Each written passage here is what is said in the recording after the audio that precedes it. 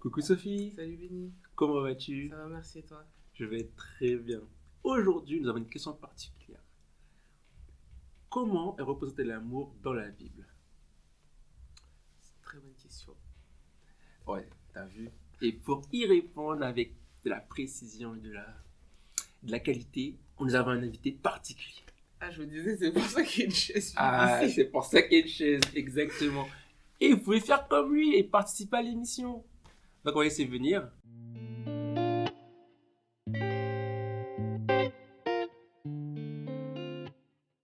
Hello! Hello. Comment vas-tu? Ça va et toi? Ça va très bien. Comment t'appelles-tu? Je m'appelle William, on m'appelle aussi Willy. Ah, cool. Eh bien, enchanté, oui. Enchanté. Bienvenue, bienvenue. Merci vraiment pour ton temps. Merci pour ta volonté de participer à l'émission. Et est-ce que tu peux nous dire un peu plus de toi? Oui, donc comme j'ai dit, je m'appelle William. Je vais avoir 32 ans. Je suis célibataire. Et la raison pour laquelle je souhaitais vraiment venir ici, c'est que j'ai vu la passion que vous aviez sur tous ces sujets qui sont très très importants. Et notamment aussi pour voir comment ces sujets sont parlés dans la parole de Dieu et comment on peut les vivre en tant que chrétien chaque jour. Cool. Et avant que tu puisses commencer à détailler les choses, moi je sais que depuis que je te connais, je suis toujours impressionné par ton amour de la parole, ta volonté d'aller dans la précision, dans l'étymologie, dans l'hébreu, dans le grec. Et de moi, j'étais vraiment motivé à t'avoir sur le plateau. Et comment cet amour-là est né? Alors, c'est vrai, comme tu l'as dit, que j'aime beaucoup creuser. Et pas seulement creuser pour creuser, mais creuser pour que ça amène quelque chose dans ma vie. Il faut qu'il y ait vraiment une valeur ajoutée, une transformation, et cette volonté d'évoluer. Je crois que la vie, c'est important d'évoluer, de changer, de ne pas camper sur ses positions. Et je crois qu'en allant à l'intérieur de la parole de Dieu, ça amène cette transformation. Et ce désir, il est venu il y a très longtemps, il y a déjà 16 ans, cette passion pour la parole, qui a grandi, en fait, qui a grandi, qui a évolué, qui a changé, et qui m'a accompagné jusqu'à aujourd'hui. Cool. Merci beaucoup. En tout cas, maintenant, selon toi, selon ce que tu sais, comment l'amour est représenté et défini dans la parole? C'est une très bonne question. Question très très difficile et vraiment importante. Question importante, pourquoi? Parce que quand on regarde la parole de Dieu, la Bible, du début jusqu'à la fin, s'il y a bien un thème qui ressort, c'est l'amour. Mm. Là-dessus, on est tous d'accord.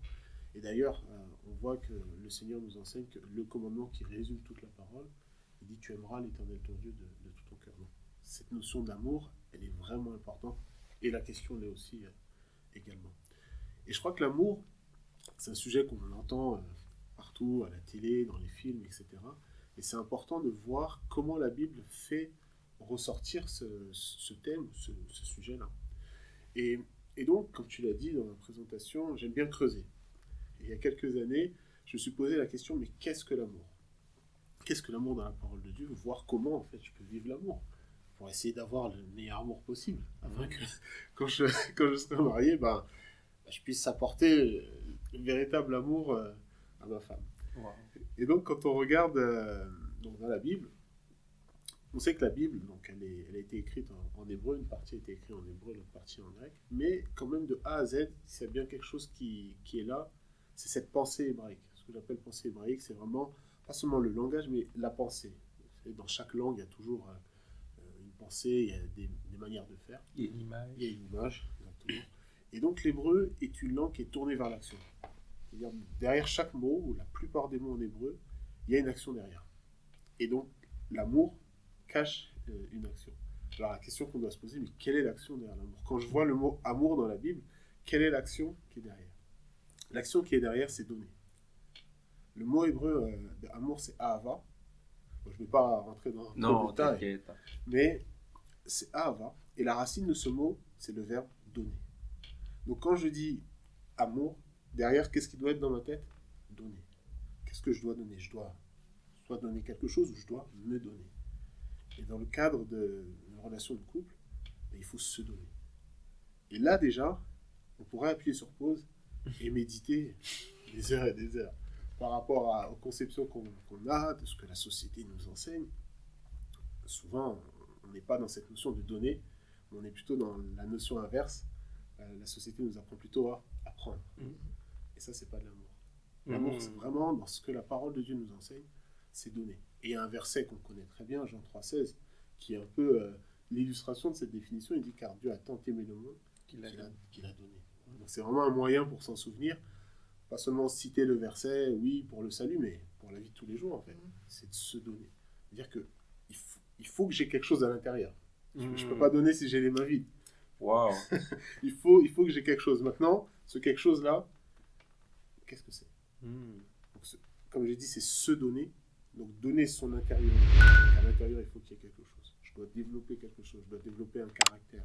Je dois développer des valeurs qui sont au fond que Dieu a déposées en chacun d'entre nous, mais qu'on doit Arriver. T'en penses quoi alors, Sophie? Bah, c'est très profond et super intéressant. Et c'est vrai que souvent, en tout cas, quand j'entends, quand il y avait des ateliers sur le célibat, etc., on disait que justement, profite de ce temps de célibat pour pouvoir te donner aussi aux autres. C'est le moment où justement tu travailles ton caractère, je pense, où tu travailles ta générosité, etc. Et c'est sûr que ce sera plus simple une fois que tu es entré dans une relation parce que tu as appris à donner en fait. Donc, ouais, non, franchement, très intéressant. C'est vrai que, comme tu l'as dit, même pendant le célibat, c'est pas une période où il faut se lamenter, pleurer. Au contraire, profiter de ce temps pour travailler, pour être une perle encore plus belle quand on rencontrera la personne. Le pas des images, hein. Non, c'est vrai que c'est important et puis ça permet vraiment de travailler. Et moi, c'est l'image que j'ai en tête d'être une perle encore plus belle. Moi, je dis pas que je suis une perle aujourd'hui, hein, mais... On a tous en progrès. C'est ça. Ok, intéressant, ça commence bien. Et donc, ce que j'aime bien, c'est que tu disais, il faut pas venir les mains vides. Donc, est-ce que tu vas commencer par comment travailler à l'intérieur ou comment tu avais prévu d'amener les choses? Je peux donner déjà un exemple. Donc, tout à l'heure, j'ai parlé un peu du mot et de la racine du mot. Et quand on regarde dans la Bible, c'est intéressant aussi de voir la première fois qu'un verbe ou un mot est cité. Et le cadre en fait, dans lequel il est cité, parce que ça amène de la lumière. Et là, le verbe aimer, donc tout à l'heure j'ai parlé de l'amour, de la racine qui est donnée. Maintenant, si on regarde le verbe aimer, la première fois en fait que ce verbe est cité, c'est incroyable, c'est dans Genèse 22.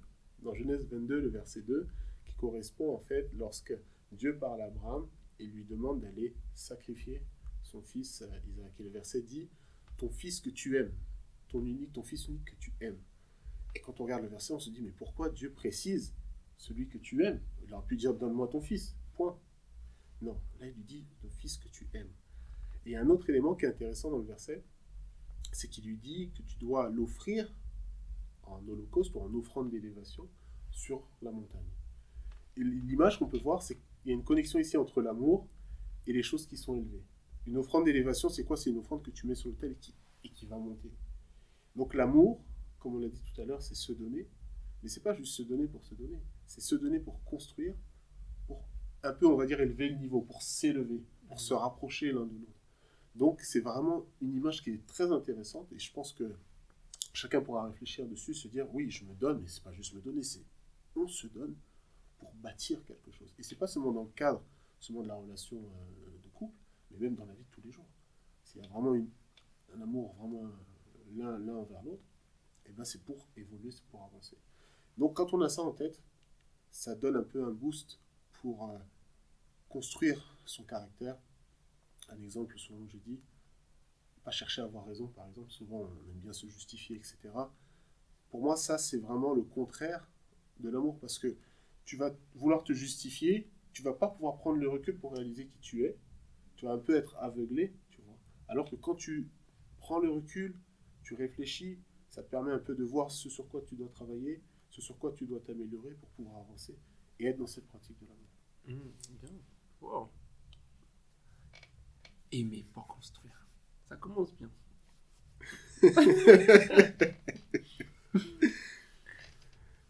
Non, mais je te laisse continuer, vraiment. Je vais aller. Non, c'est vrai que aimer pour construire, pour vraiment construire cette relation de couple, peut-être qu'on le verra dans d'autres sujets ultérieurement, mais vraiment focaliser sur l'amour, se dire que l'amour, c'est pas seulement une histoire de sentiments, c'est vraiment un investissement. Mm. Une fois, je parlais avec une amie qui est mariée depuis très très longtemps, et elle me disait, mais tu sais, William, la recette du couple, c'est pas des sentiments. Le couple, il doit pas être basé sur des sentiments, parce que les sentiments, il y a des hauts, il y a des bas.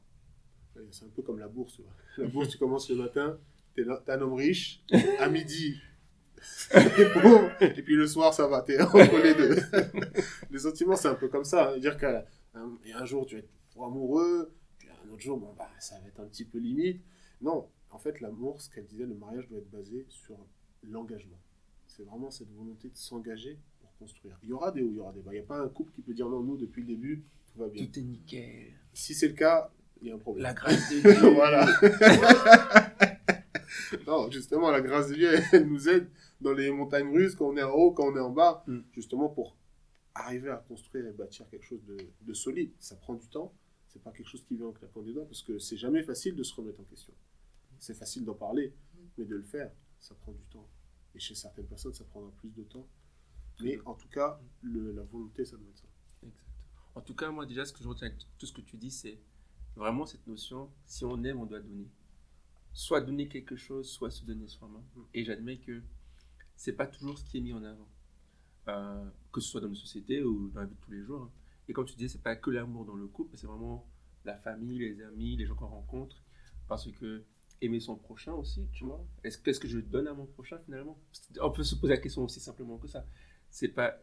quand je dis est-ce que j'aime quelqu'un, c'est est-ce que je lui donne quelque chose? Est-ce que je donne mon temps, mon énergie? Est-ce que je fais quelque chose pour cette personne? Tu vois, ça devient très pragmatique l'amour finalement. C'est ça, ça devient vraiment concret. Et là, on n'est pas juste dans des paroles, mais on voit vraiment qu'on est dans le concret. Tu peux toucher en fait vraiment cet amour. Tu peux le voir dans tes actions vis-à-vis de ta femme, de ton mari, de tes enfants, de tes frères et sœurs dans la communauté. Vraiment, est-ce que tu les aimes? Est-ce que tu fais quelque chose? Est-ce que je investis? C'est ça. C'est vraiment cette notion d'investissement.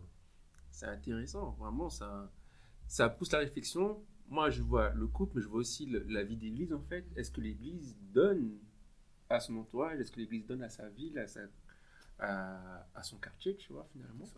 Et on peut se poser la question. Ah oui. Dans beaucoup de cas, il y en a qui arrivent bien, mais ça peut vraiment nous aider à nous poser des jalons, tu vois, des choses à faire. Est-ce que le quartier a besoin qu'on refasse les routes? Est-ce que le quartier a besoin qu'on garde des enfants? Tu vois, des trucs concrets qui finalement, on pense que c'est des actions sociales, mais finalement, c'est les actions qui sont nées de l'amour. Finalement. C'est ça, c'est un peu le fruit de l'amour. C'est-à-dire que quand on parle de fruit, le fruit, c'est ce qui est visible. On ne voit pas le travail qui est dans l'arbre, on voit vraiment le fruit, le résultat. Mais c'est ça, c'est-à-dire qu'on dit qu'on a l'amour en nous, il faut qu'on puisse le voir. On a un couple qui s'aime, c'est pas seulement des beaux sourires, mais il faut que tu sens, en fait. Ça doit se voir, ça doit se sentir, mais pas seulement à l'extérieur devant tout le monde, mais aussi à l'intérieur. Je sais que bien souvent, il y a des gens qui se plaignent qu'à l'église, oh, mon mari, il est grand sourire, ma femme, elle est tout sourire, mais à l'intérieur de la maison, c'est une autre histoire. Et quand on considère cette notion d'amour, on se dit non, il faut que je travaille à l'intérieur, à l'extérieur, en tant que personne, mais à l'intérieur de la maison et aussi à l'extérieur de la maison. Et ce que j'ai bien aimé après le don, c'est vraiment, tu disais que tu donnes pas juste pour donner, mais tu donnes aussi pour construire. C'est ça. Donc, est-ce que ce que je donne va élever l'autre, finalement? En tout cas, ça commence bien. C'est ça, et un peu, peut-être l'image qu'on peut prendre aussi, c'est l'image du tabernacle. C'est-à-dire que le tabernacle, ce lieu qui a été construit pour recevoir la présence de Dieu, l'idée c'est qu'avec cet amour-là, je vais construire quelque chose pour un peu recevoir, si je parle dans le cadre d'une relation homme-femme, pour recevoir ma femme à l'intérieur de moi. C'est-à-dire que je me donne pour recevoir à l'intérieur de moi. Et elle aussi, elle se donne pour s'investir et aussi pour me recevoir en elle. Et c'est là en fait la différence entre prendre et donner. C'est-à-dire la consommation, non. Je prends, j'utilise et j'ai fini. Mais là, c'est vraiment l'amour donné. Et ça me fait penser, ça en français par exemple, on dit j'aime le poisson ou j'aime le poulet. Voilà. Donc, j'ai dit que l'amour c'était donné. Bon, en français, on dit j'aime le poulet. Mais en réalité, à la lumière de cette définition qu'on vient de discuter, c'est pas correct de dire j'aime le poulet. Parce que si j'aime le poulet, ça veut dire quoi? Je vais prendre le train, je vais aller dans la ferme, là où il est en train de grandir, je vais acheter de la nourriture, je vais le nourrir, je vais m'occuper de lui. Et nous, on dit j'aime le poulet, c'est-à-dire quoi? Je prends le poulet, je le tue, je le mange. Quand j'ai fini, J'aime sa saveur. voilà. Et après, je le jette. Mhm. Donc, il ne faut pas que notre amour soit cet amour-là. sinon, il y a un problème. Mhm. Et malheureusement, bon, là, c'est une image. Mais je crois qu'on le voit aussi dans la vie de tous les jours. Il y a des gens qui disent je t'aime. Mais en fait, est-ce que tu aimes vraiment la personne ou il y a quelque chose dans la personne qui t'intéresse que tu veux prendre Et tu consommes. et consommes. Tu consommes le. Mais quand on consomme, quand on prend l'emballage, enfin, je sais pas, peut-être pour vous, mais moi je collectionne pas les emballages. Quand je prends un produit, j'ai mangé le produit, ou si je prends une boisson, j'ai bu la bouteille, je jette. Wow. Intéressant. En tout cas, ok, ça remet les choses en place. Je savais déjà pour l'amour engagement, tu vois. J'avais déjà conscience par rapport à quand on parle en grec des différents mots, storgé, philéo, tout ça. Mais là, de le dire comme ça, de ce manière pragmatique, là, ça devient encore plus visible finalement. Donc, ouais. Là, c'est plus concret et c'est plus facile de se jauger par rapport à ça, plutôt qu'une définition qui va être un peu abstraite. Mais quand c'est concret, en général, on arrive plus à saisir. Dès qu'on a des exemples concrets, on arrive à s'attacher, à se positionner par rapport à ça. Je crois que c'est important. Top, vraiment. Est-ce que tu veux ajouter quelque chose d'autre? Non, pour moi, c'était vraiment le cœur du message que je voulais partager, que vraiment avoir cette vision pragmatique. Et c'est ce que la parole de Dieu nous enseigne, ce qu'on est en train de parler. C'est vraiment le littéral de ce que dit la Bible, mais un littéral qui doit vraiment impacter nos cœurs pour qu'on puisse apprendre à prendre nos cœurs pour l'amener à l'extérieur, prendre qui on est à l'intérieur pour l'amener à l'extérieur. Et c'est ça qui construit une relation durable. C'est vraiment l'investissement. Quand on ne s'investit pas, ça ne dure pas. Même dans le travail, par exemple. Quand on s'investit dans son travail, on a du plaisir vraiment dans le travail. Déjà, on aime le faire, et puis sur le long terme, on se projette sur ce travail-là, mais quand on y va à reculons, c'est pas bon. Et dans une relation, c'est pareil. La question qu'on doit se poser avant de s'engager avec quelqu'un, ou pendant qu'on est avec une personne, si vraiment on veut se marier, mais on est comment? Est-ce que vraiment j'aime la personne? Je veux me donner à la personne? Ou non, c'est juste quelque chose de passager.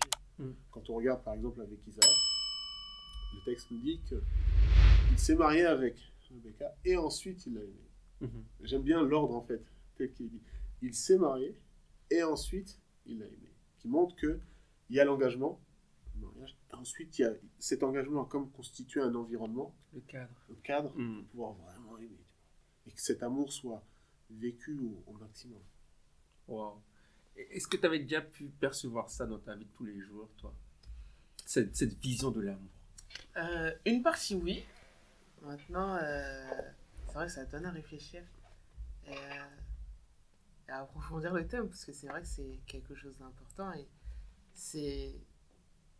Enfin, pour moi, c'est la nature du chrétien, en fait, d'aimer son prochain. Enfin, de toute façon, on dit aime ton prochain comme... Enfin, on dit, la Bible dit aime ton prochain comme toi-même, et c'est profond, et c'est dans chaque aspect de ta vie, enfin, pas que dans les relations du coup amoureuses dont on parle là, mais dans chaque aspect, comme tu l'as dit, au travail, etc. Et de par le travail que je fais, c'est vrai que à chaque fois je dis là où je travaille, on me pose la question en fait, parce que oui, du coup, je travaille en prison, et du coup, à chaque fois on me dit, ouais, mais est-ce que tu peux montrer l'amour à travers ce que tu vas faire dans tes tâches, etc. Parce que c'est vrai que c'est un milieu un peu compliqué et je trouve ça important, et du coup ça me pousse à, même sur mon lieu de travail, à faire des choses pour montrer l'amour en fait, montrer la différence, parce que des fois je pense que c'est important. Certaines personnes agissent de telle façon parce que justement ils n'ont pas cette perception de l'amour, ou ils ont un manque d'amour, et je trouve ça important. Wow. Ouais. Donc moi vraiment, ce que moi je retiens vraiment de ce que tu as dit, c'est que on donne pas juste pour donner en fait. Ouais, c'est clair. Et ça, j'admets que même si on sait qu'on doit donner pour aimer, est-ce qu'on se dit que ça va élever l'autre en fait? Parce que, et si on se dit que c'est pour construire, c'est pour élever, on n'arrive pas à l'excès finalement. Dans le sens où, est-ce que ce que je fais, c'est l'action que je fais, la chose que je suis en train de faire, est-ce que ça va l'aider à se construire? Ou est-ce que je l'étouffe, je l'empêche de se développer? Parce que souvent on voit les mamans qui couvrent trop leurs enfants, ou les parents qui protègent trop et tout. finalement, l'enfant, il arrive à ses 18 ans, il ne sait pas quoi faire tout seul. Et donc, oui, ils l'ont aimé, mais est-ce qu'ils l'ont aidé à se construire, finalement, tu vois? C'est ça. Et ça équilibre beaucoup les choses, finalement. Et on peut mieux comprendre aussi pourquoi Dieu nous laisse vivre certaines choses qui amènent la construction. Et tu te dis, mais comment par amour il peut permettre ça? Alors qu'à la fin, non. C'est une marche importante pour ton développement, pour ton identité. Et là, ça reste. Franchement, ça. Juste avec ces deux notions-là, aimer, c'est donner, et tu donnes pour construire, ben. Ça, en tout cas, moi, ça change beaucoup de comment aimer, tu vois. Mais comme vous dites tout à l'heure, comme elle a dit, comme tu as dit, dans tous les domaines, quoi. Le boulot, la famille, les amis, quand je vais au centre commercial, comment dans mon comportement, j'apporte à l'autre pour qu'il puisse se lever. Comment dans mon bonjour, dans mes salutations, tu vois. Et là, ça fait grave réfléchir, en tout cas. C'est vrai. Des fois, ça peut être juste un sourire que tu vas donner à quelqu'un, mais un vrai sourire, pas un sourire de façade. La manière dont tu vas dire bonjour, ça peut impacter quelqu'un. Tout à l'heure, tu disais qu'il y a des gens qui sont en manque d'amour. Quelqu'un qui a une mauvaise journée ou qui est vraiment dans une mauvaise passe, tu viens, tu lui dis un bonjour, vraiment un bonjour du cœur. Ça peut vraiment apporter une forme de guérison. Parce qu'il y a beaucoup de gens qui ont des blessures à l'intérieur, blessures dans le cœur. Et on doit, lorsqu'on se donne, aussi, ça a aussi cette vertu de guérir.